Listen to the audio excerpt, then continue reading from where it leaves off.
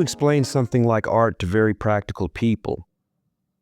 We're living in a time where there are there are those of us who can't even afford to buy 2 dozen eggs.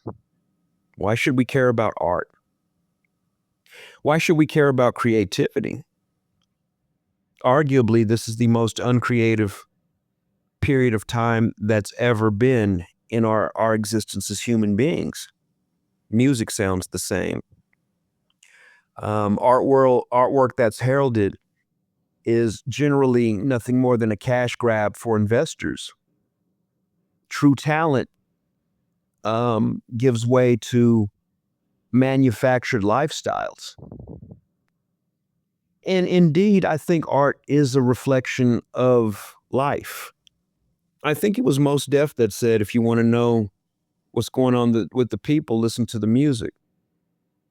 And if nothing's going on with the music, then you have an indication of what's going on with the people. I'm kind of paraphrasing it. It could be the other way around, but it was a quote that was really transformative for me because I see it.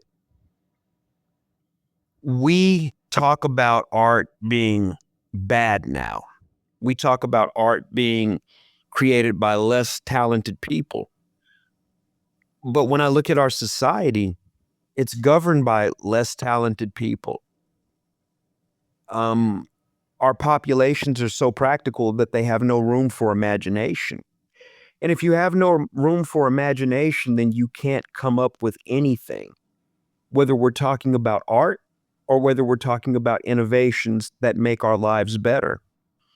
There's this weird acceptance of the drudgery of today's life.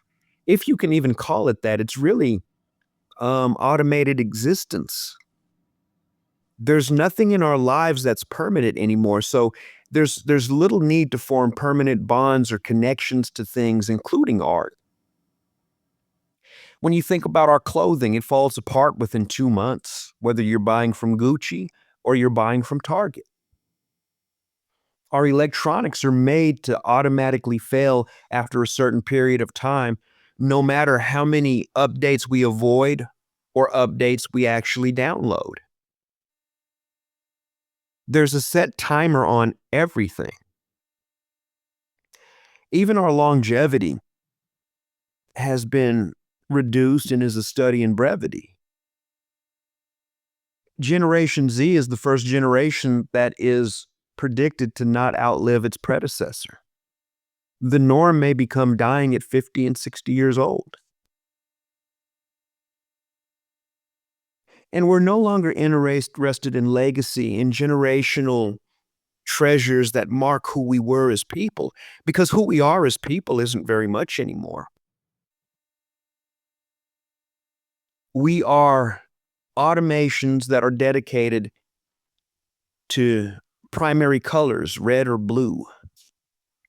We're dedicated to our smartphones and looking at content that has nothing to do with us, that doesn't even speak to us.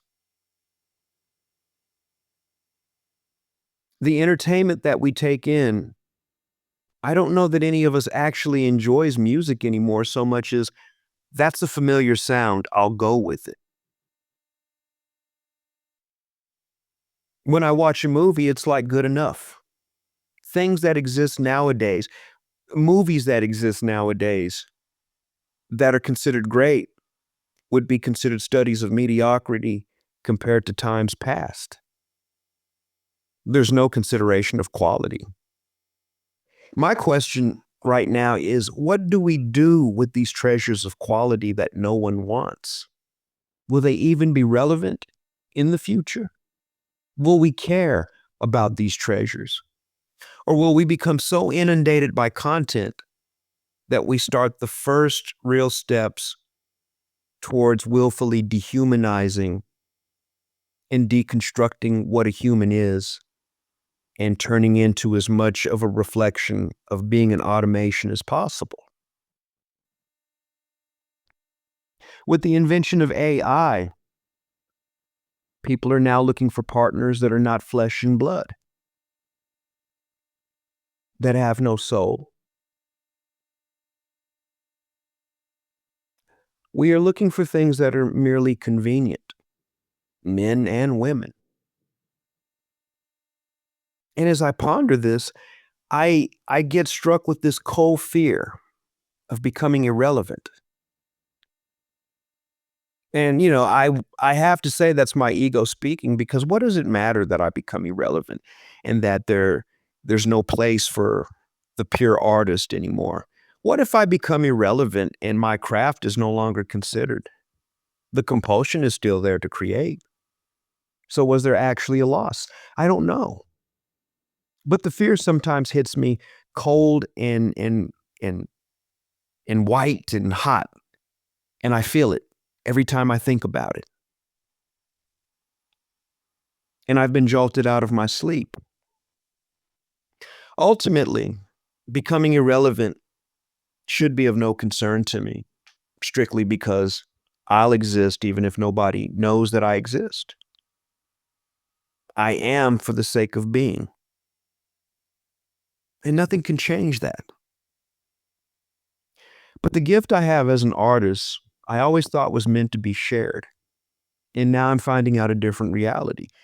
My gift isn't to be shared necessarily, that's a choice. My gift is to be fulfilled. My sole purpose is to fulfill my role as an artist, whether anybody sees the work or not.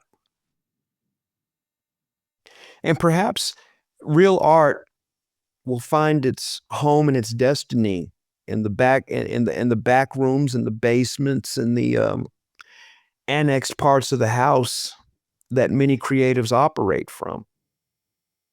Perhaps that's the final found destination for visual artists that are legitimately artists. Perhaps this is an ice age to where we will have to shelter, and we will come out when practicality completely devours itself and people start to aspire once more. People start to imagine, they start to dream once more. And perhaps then, if we're still around and we're able to cultivate others like us, perhaps then our value will return. This is your guy, Nathan Lee, the brave artist for Life is Art. Share, like, and subscribe. And I would love to know what you think on this topic. Until the next time, take care.